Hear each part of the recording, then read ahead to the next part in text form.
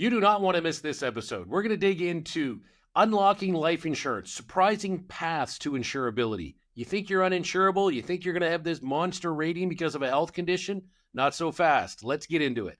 Hi, everyone. Welcome to Control and Compound. I'm Darren Mitchell. Joining me as always, Christina White. Christina, how you doing today? Hey, Darren. I am doing great. Having an awesome day. How about you? Doing well. Excited to talk about how we get people covered when they don't think they can. That's we have lots of great stories to tell with this. So I'm excited to get into it. Yeah, absolutely. It'll be surprising for some people to see what can be done in the insurance world when it comes to underwriting. But before we jump in, I do want to remind everybody that if you're listening on your favorite podcast platform, please make sure you subscribe and leave that 5-star review. And if you're listening or watching on YouTube, please like, subscribe, and hit that bell button so you always know when new content is coming out. And don't forget to follow us on social media at Control and Compound on Instagram and TikTok. Okay, so we're going to get into this underwriting and how people either don't qualify or think they don't qualify for life insurance and how it all kind of works behind the scenes. And the reason we were so excited to do this podcast is every single day for years, we have conversations with people saying, oh, yeah, well, that would be great, but I'm not going to get insurance. You know, I have high blood pressure. My cholesterol's up. I get a few extra pounds. I don't really exercise that much. And people are basically pre-qualifying or pre-disqualifying themselves before they even get there. And these are the people that we actually talk to. I'm sure there's lots of people listening that haven't even approached someone about life insurance because their expectation is they're not going to be approved. And people are surprised about what we can do. So we want to talk about that. And I just want to start with a quick little example, and then we're going to get into how it works. But 50% of people 50 and over have hypertension in Canada. So when people come to us with high blood pressure and so have high blood pressure, half the population 50 and above have that. And if that's treated with medication, that is just a simple, no problem. If it's controlled medication, that's not going to affect your rating. You can get approved standard health. Just a simple indication. Probably the most common one we get is, oh, my blood pressure, cholesterol's up. But it really doesn't work that way. And we're going to dig into sort of the average person. You're going to be in average health for someone your age is what we're going to dig into when we get into the bell curve, Christina. Yeah, absolutely. I think like you said, we run into it all the time where people might not think that they're as healthy as they are, but you don't have to be in pristine health. They're not looking for pristine health. They're looking at, your life expectancy. So I always tell people, I was like, well, is it going to kill you? If it's not going to kill you, it's probably, we definitely, you want to dig in deeper. Like think about it, we want to dig into it deeper, check it out and see if we can get you qualified, which most of the time, like you said, a lot of that standard stuff is we can easily get you qualified with it. It's just documenting, making sure everything's stable and under control. Yeah. Sorry, we didn't get to the bell curve. I'll talk about the bell curve. So if you think of a bell curve in high school, right? It's the shape of a bell, a little bit small, and then it goes up, and you get this big thing, and then a little at the end. So the outliers are sort of the beginning of the bell curve and the end of the bell curve. And the end of the bell curve, in this case, in underwriting or in applying for life insurance, those will be the elite, super elite, those triathletes that get the little slightly better rates on some products. And then the people that are at the beginning of the bell curve, that would be the small minority of people that just can't qualify for insurance whatsoever, right? Like, if you were diagnosed with pancreatic cancer last month, you're not going to qualify for insurance, right? Those people aren't going to qualify. But in the middle of that big bell curve, we have a range of health conditions, and those people typically end up in what we call standard health. Standard health just means perfect health, no increased rating. So again, you don't need to be in perfect health when you're 70 years old. You need to be in average health for a 70-year-old, right? That's what the bell curve is kind of looking at. They're not equating a 70-year-old to a 20-year triathlete and saying, oh, that person's not in the shape of a 20-year-old. Well, no, but for a 70-year-old person, what kind of shape are they in? And then the other thing, Christina, we want to get into is family history, because people think family, oh, no, I can't, my dad had a heart attack when he was 40. I'm not going to qualify. Can you talk about family history for us? Yeah, we definitely run into that one. It's like, well, my family has health issues. Does that mean that I'm not going to qualify? Because on a life insurance application, they do ask a bit about family history, for good reason. It does, show some things. Now, not everything, but it's not as much as what you think it would be. Like, I've definitely run into people that maybe a parent has MS or multiple sclerosis, and they think, oh, for sure, it could be hereditary. I might not get qualified. But that's not actually the case. A lot of the time, what the underwriters want to see is that you've done, if you've done some preliminary testing, things like that, to make sure that you're in good health. So any kind of pre-screening testing, those types of things. I've had lots of people where a parent might have had something, but now the child's gone and done all their testing, maybe a heart problem. That's a big one where you see run into, maybe your family had a heart issue, all the kids got screened for it, kids are fine. That's not going to be an issue, right? You've taken that action to go get things checked out and you're fine. You've got the test to prove it. You've checked into it. So that's one way to kind of get around family history, is making sure that you're taking care of yourself, really just getting your checkups. And then another thing is, there was a big change back in May 2017 where they put in the Genetic Non-Discrimination Act, and that prohibits use of genetic testing for underwriting. So there is no, like, they cannot ask you about genetic screening if you've had genetics testing in the past. Some people do that. They can't actually ask you about that. Now, on the other hand, you can give it to them though. Like, if it's a positive, you've done something, it's positive and it's showing that you don't have any issues, you can definitely share that with them. That's not a problem, but they're not going to be able to ask you for that information or reference it back. So it's not quite as, the family history is not an all-in indicator of if you're going to get insurance or not at all. There's a lot of different factors that play into it. Yeah, and just on that family history, like, life insurance is different than critical illness, is different than disability. So sometimes people, it may be difficult for you to get critical illness if everyone in your family, your brothers and sisters, your mother, father, are all had a heart attack before 65. Okay. Because, okay, maybe that, or maybe some other condition might affect your critical illness, but it may not affect your life insurance. Like, because they're looking at lifestyle now more than they ever did. In the old days, they'd look, oh, well, your father had this. Well, if you're, I look at my grandfather, Grant, incredible man. I miss him. But Grant liked his rum, and he liked to smoke Export A Green Death, or the Green Pack. And he had a lot of them from the time he was 13 till, he passed away in his 70s. Well, my mother's in her 80s and in phenomenal shape. Well, guess what? She doesn't smoke a pack of smokes every day.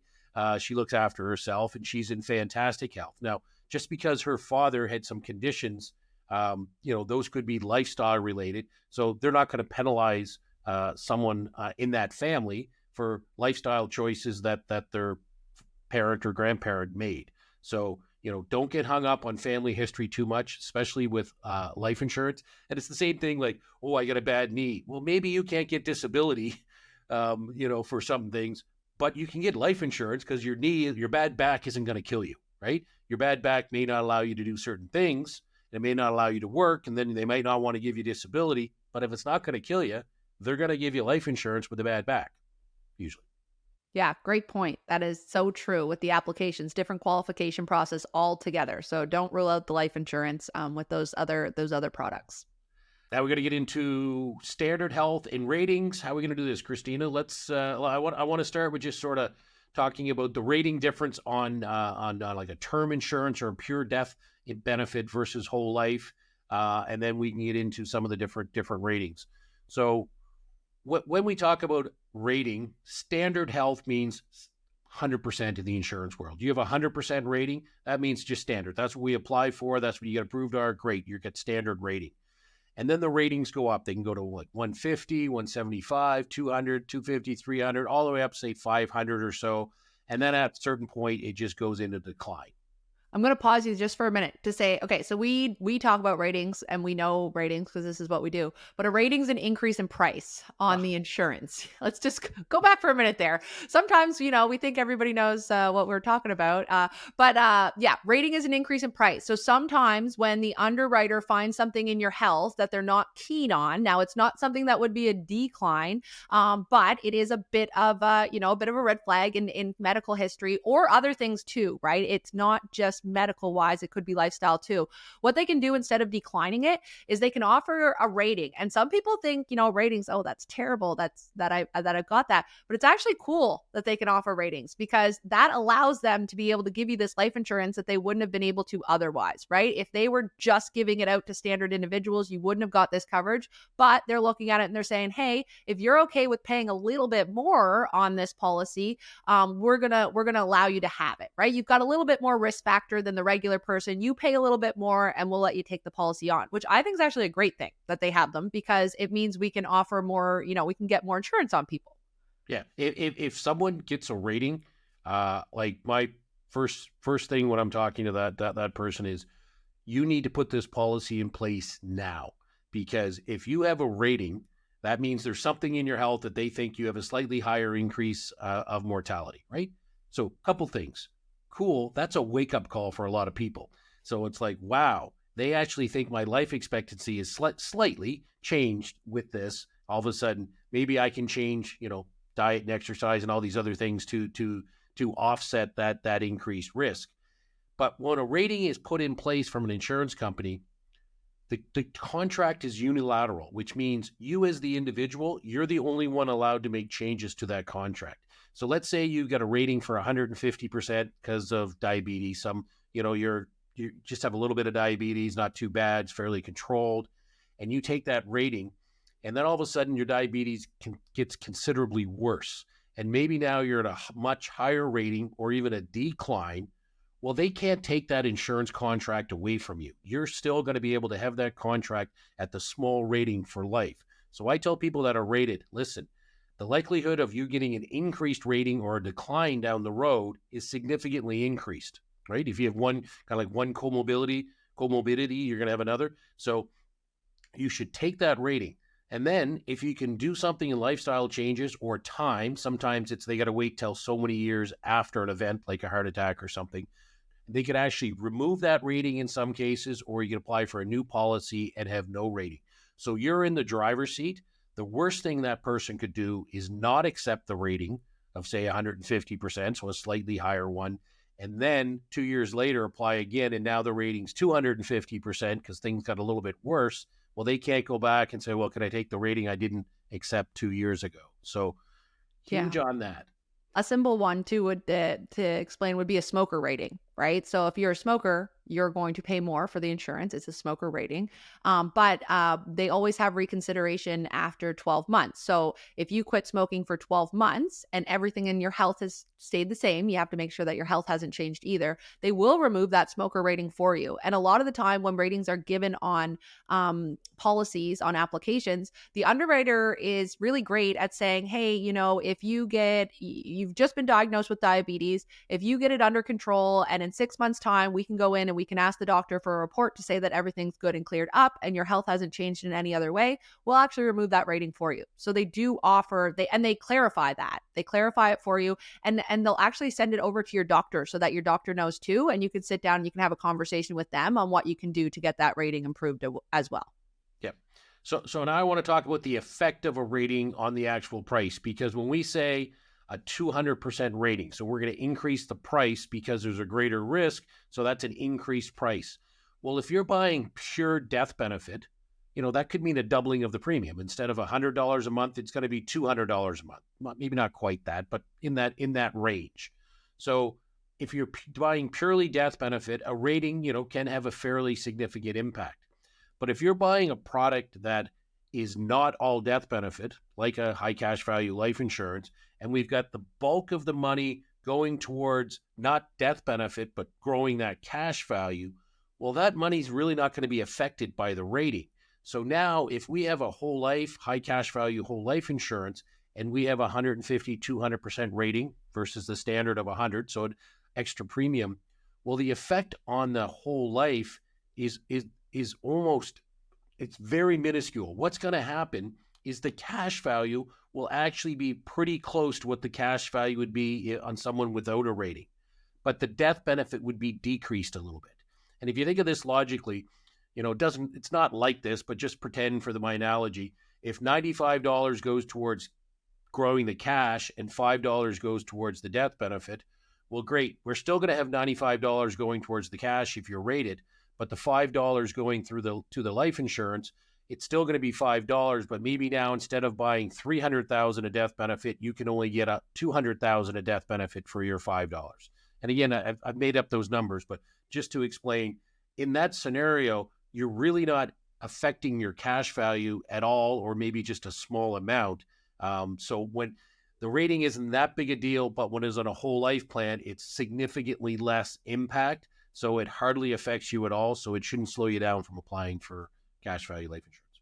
And then the last part on this rating is joint last to die. So we like single policies typically, but sometimes it makes sense to do a joint last to die.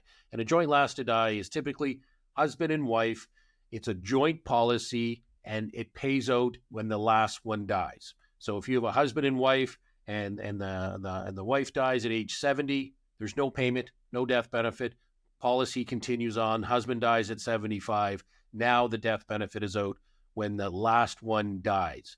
The advantage of doing this in a rated policy, let's say the husband is rated at 300% for whatever condition he has, and the spouse is not rated at all.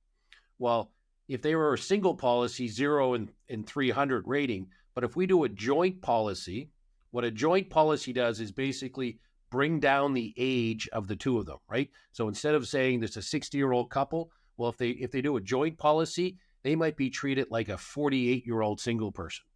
So now you get the rate of a 48-year-old, and then the rating gets kind of combined, and they sometimes put a more emphasis on the younger one or the female.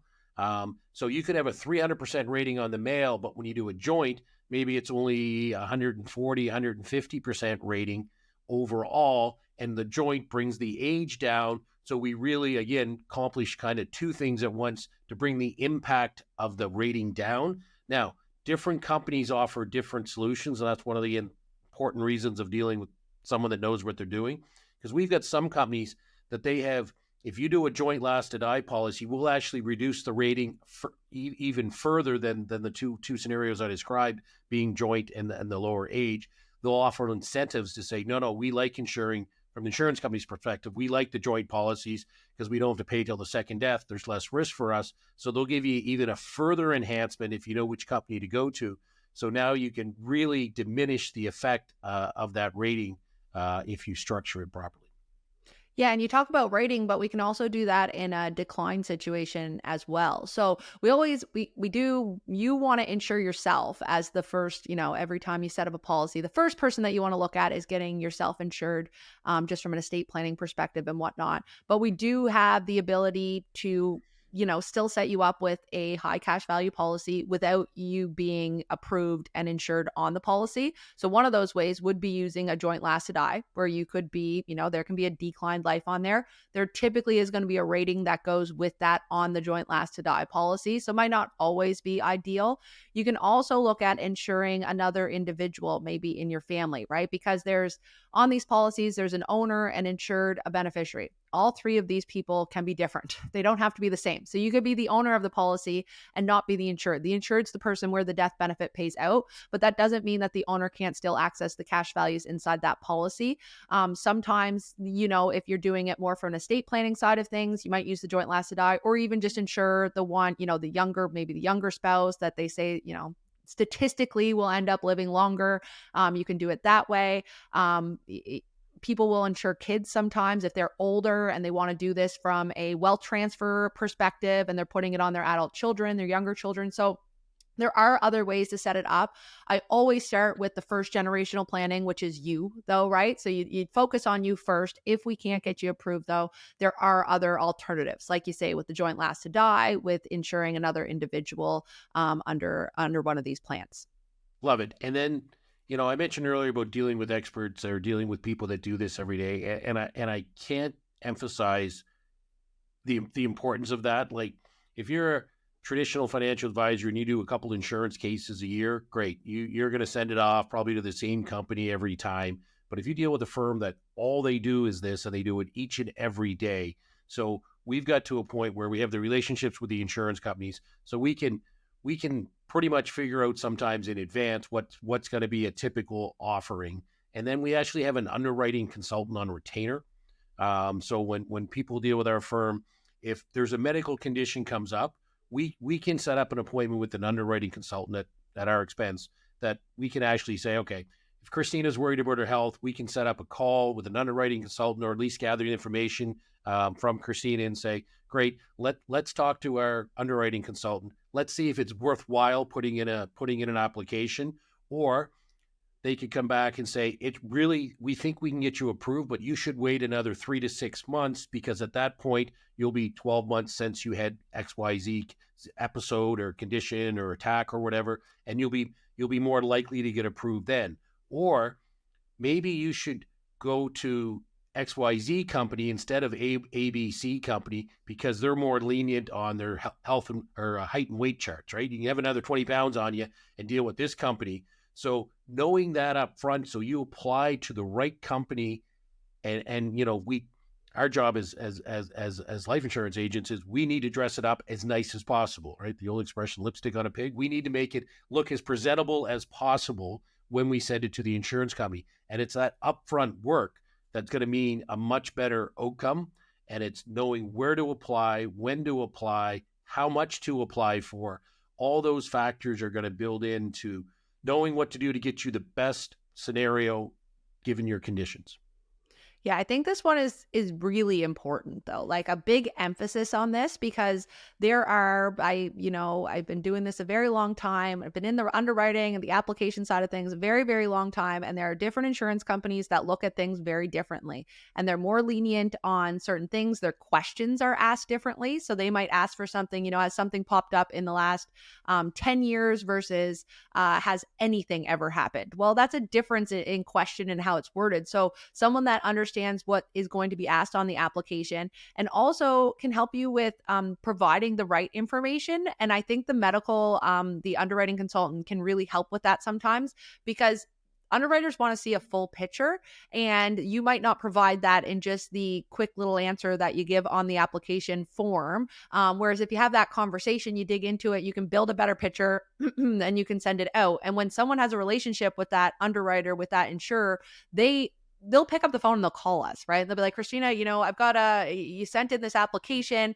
It looks a little wonky. Can you give me a bit of clarification on that and what's happening? And I can have a conversation with them and we can chat through it. And I can say, hey, like, what do you need here in order to see the bigger picture? And they'll say, well, is there any way that you can ask the client to send me over this, a report on this? And yeah, no problem. We can certainly send that over.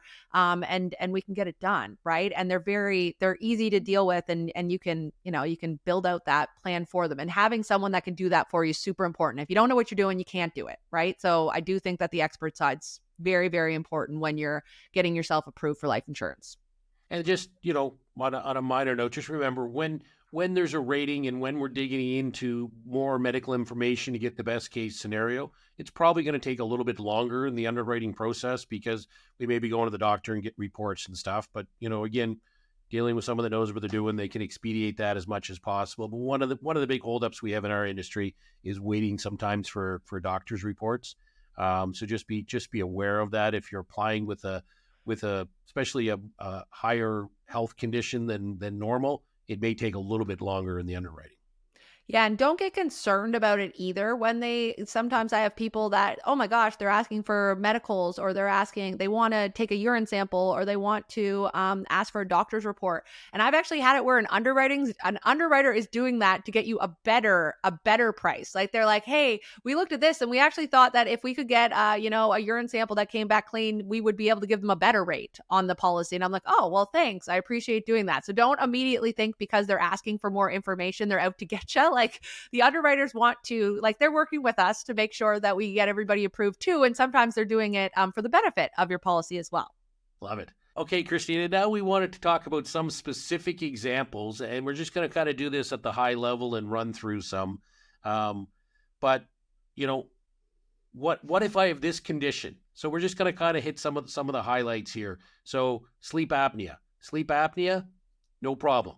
That's going to range from standard health up to severe complications. You're not using it. You're not really using your CPAP machine. That could be a decline. But we could have a standard rating, no problem. So having a CPAP is not a problem if you have sleep apnea. Having sleep apnea untreated, that's a problem. If you've been diagnosed with sleep apnea and you refuse treatment, then you're going to have a problem. Same as asthma. People come up, oh, I have asthma, or children have asthma. Asthma is no problem. We can go from standard up to 150, 200%, depending upon the condition. But 100%, we can do asthma. Heart attack. You have a heart attack. You have a stroke. We can insure you, but there'll be a period of time after the event that we can't. And, there could be a rating, but all these things are insurable. And I'll tell you one we get a lot is skin cancer. So if you have the good kind of skin cancer, which is basal cell carcinoma, you are insurable. If you go to the doctor's office in the morning and they cut out a piece of your skin with this skin cancer on the surface, basal cell carcinoma, you are insurable that day. The minute they cut it all out, you are insurable. So they don't think that's going to kill you, right? I always think of the actuaries that set these rules and the underwriters, kind of like the bookies in Vegas. The host never loses.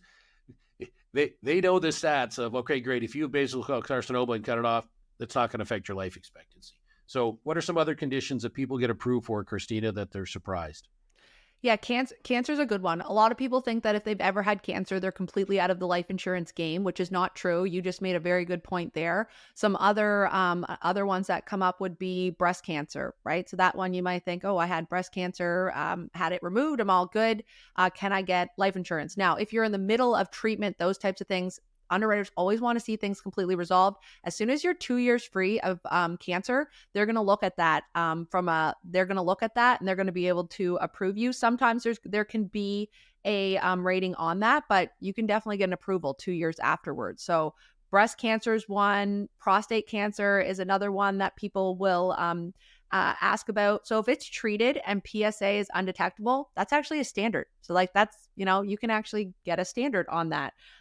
Typical, you might have a bit of a rating on it, but really depends on follow-ups when you had it, that type of thing. But the good news is yes, we can get you insured with it, right? So that's another one that's on there. Yeah. Congenital heart disease, another one. You might think, hey, I have a heart issue, I'm not going to be able to get approved. Well, they have right here like less serious abnormalities such as like a small ASD, VSD. I'm not really sure what those all mean, but if you have a very minor heart problem, it's going to be standard, like especially if you're getting it checked on. I've seen it a lot, like things, there's all kinds of this stuff out there, right? And people go yearly to get their checkup and everything's fine. They have no issues. That can easily be a standard, right? So really great to see. One more on here that I've got is Crohn's disease. So that's another one. You meet people and they're like, yeah, no, I can't get insurance. It's just not possible for me. Not quite. Like you can get with a mild case, standard is possible if stable for 3 years. So you have 3 years of stability. You're doing well. It's mild, no hospitals and hospital tax, those types of things. We can get you approved standard. Like there is no rating on that, which that's pretty huge. Like I think that's one that a lot of people would cancer, these are big things, right? And the fact is that they're definitely insurable. Yeah. So we were kind of looking at our underwriting guide that we have internally here. But the most consistent comment in the underwriting guide is it being treated? What insurance companies don't like is, oh, I was diagnosed with this, but I haven't been to the doctor in 3 or 4 years and I'm not doing anything about it. Well, that's going to send up red flags, and that's not going to help your chances of being approved. The best scenario or the best rating or no rating always says is being treated and is controlled, right? So same as high blood pressure, cholesterol, treated, controlled with medication, clear for 6 months, great. Let's insure them. All these things are the same. You've got to look after the condition when you do it. And we talked about medical risk, Christina, but we also have non-medical risks, right? Like so. If you're a private pilot, that could affect your rating on life insurance. If you do motorcycle racing, if you do some dangerous sports, even scuba diving, depending upon what kind of scuba diving, that could affect your ability to qualify for life insurance. And then height and weight, Christina, we're going to ask that on a life insurance application at some point. They are. So they have the height and weight chart, which actually does kind of go hand in hand with what you're talking about in looking at the big picture. So let's say all of those things are under control and you're at a great height weight. Like you're in a you've got a good height weight in there. So we're going to dive into what a good height weight is. But you're healthy, right? Like at the end of the day, you're healthy and they can see that, and you're healthy in lots of other ways, and you can provide that information. That all helps too.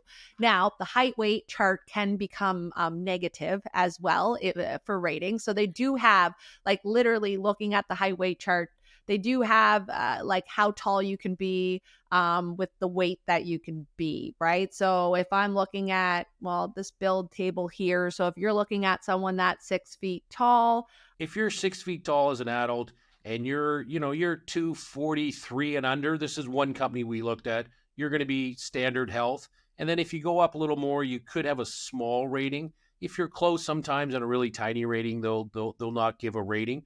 But if you get up to say 300 pounds as a 6-footer, well, then you're going to be rated, right? You're going to be rated maybe at 180, 200%. But the cool thing, again, is you can accept that rating, lose weight, and get that rating removed if everything else continues to be in good health. And then the other thing, different insurance companies have different height build charts. So that goes back to dealing with an expert is, okay, we're concerned about the height weight part. I always like to tell people, some people are under tall for their weight, right? So they're not tall enough for the weight they carry. So if that's the case, well, maybe we're going to use, this other company that's more lenient with height and weight. So again, people think they're not going to get approved if they're 300 pounds. They're going to get approved if everything else is looked after. Well, something else on that one with the height weight chart that I wanted to add was, again, big picture and working with an expert. So if you look at some of those bodybuilders, they're in like pristine health. They can be, muscle weighs more than fat, right? So you could be 6 feet tall, you could be a heavier weight, and it is nothing to do with, it's not a negative, right? You just have more muscle mass. The underwriters will chat with us about that, and we can explain, hey, listen, this is why he or she is a bit outside of the height weight. I've actually seen people like send pictures of the person. You send pictures to show them what they look like, because really they're not overweight. Okay. Like, look at this guy, very in very good health, very good shape. And they'll look at that. They're not like black and white X, Y, you know what I mean? Now, you do want to go by the guidelines for sure. These are kind of cases that pop up now and again where they look into it. They are going to go by their build chart. Good reference for us. But again, building out that picture and working with someone that knows these things will be helpful in that situation. Christine, I think you mentioned a really good point there, referred to it. The misconception is the insurance company or the underwriters are looking for an excuse to decline you or rate you. It's actually the exact opposite. The underwriters at the insurance companies want to insure people. They're looking for ways to insure people. So that bodybuilder example was perfect. If it was just applied for on paper and no one looked at it, that's got maybe a decline or a rating. But if we do the prep work beforehand and we have a relationship with the underwriter's looking for reasons to approve. I actually had lunch or supper with a vice president of underwriting for one of the major insurance companies. And she was explaining to me about a case where they were on the fence because the guy had a bunch of stuff going on, but he had a VO2 max to measure his maximum cardiac or heart capacity on a treadmill with a mask. And they actually submitted the VO2 max. And that was the deciding factor that they actually gave this guy insurance, because they looked outside the box of reasons to approve. So don't think for a second that insurance companies want to decline you. They do decline people if, you get something serious. But if you're looking after your health and working with them, they're looking for reasons to approve you. Yeah, and I'll mention another one that they'll decline you for sure is non-disclosure. So some people think that maybe it might be a good idea not to disclose something something they think it's actually smaller now that we've talked about it, but they think that it might impact their health, so they don't disclose it.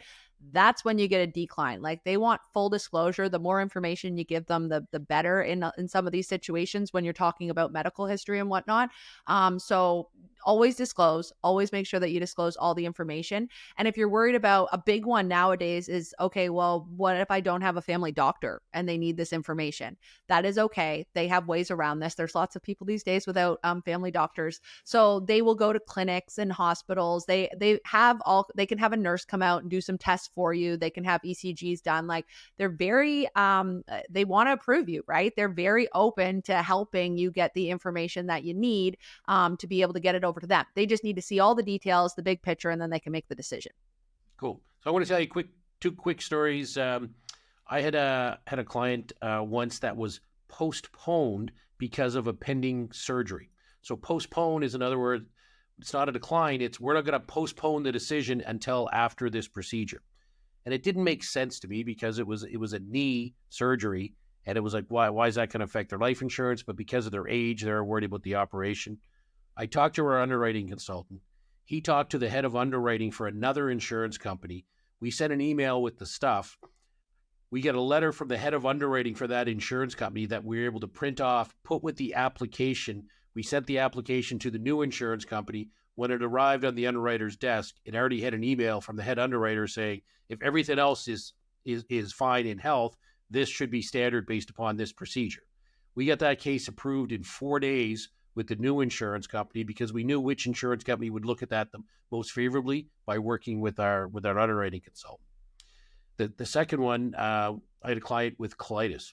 And what I did is I worked with the underwriting consultant to say, okay, here's the situation with this person. Here's the last flare-up or episode they had.